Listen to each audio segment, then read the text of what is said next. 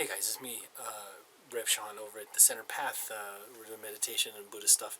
And here I'm going to do the alternate version of setting up an altar with the 8 offerings. Actually, there's 7 little bowls I'll show you and what's in them.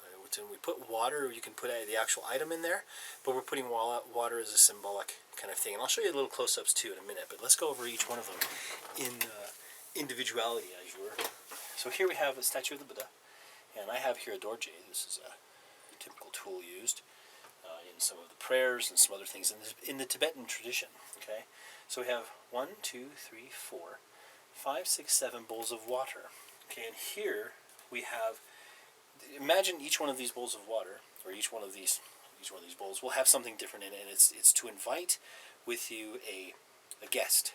Like you're inviting what we call Mahakala, or maybe the Buddha nature, or even just a good teacher, a guru, the idea of the guru. The first one we have water for drinking. So when someone comes to your place, you offer them some water to drink. Then you offer them some water to wash with. That's the second one here. The third one, we offer them some flowers, something beautiful to look at. And the next one is incense, which I have elsewhere, but the next one will be incense so they can smell something nice. Then light, of course. Last one next here is perfume, to smell nice after they've washed and stuff like that. Then we give them some food, and then we play music. And so those are kind of the ideas of that on a basic level. So the idea is not to have this be any certain way. It's all about the intention. If you do the intentional version of this and really make it part of a mindfulness meditation as your offerings, it makes you much more calm and much more cognizant of what's going on.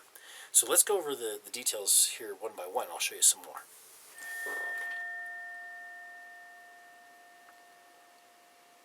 Okay, here we are. Again, looking at the altar that we've set up here with the 8 offerings. We'll notice, though, that we try to set it up with good intent. And there's a couple things that we do that with. One is we set each of the bowls the same distance apart. And each one of those bowls is about 1 grain of rice from each other, sideways or whichever way you want to do it. I mean, if you have room, we don't quite have not much room here.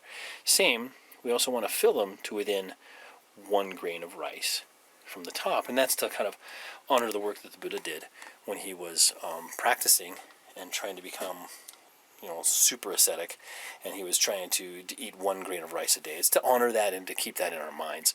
The statue, of course, is, the statue and all this other kind of stuff. I ring the bell whenever I make the offerings, because it's kind of like it settles the end of my offering system. When I do my prostrations, I'll do 3 bells, and then we'll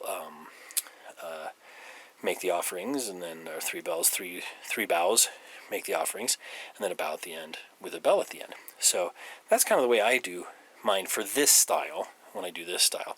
There's other styles, and I'll show you in a few minutes.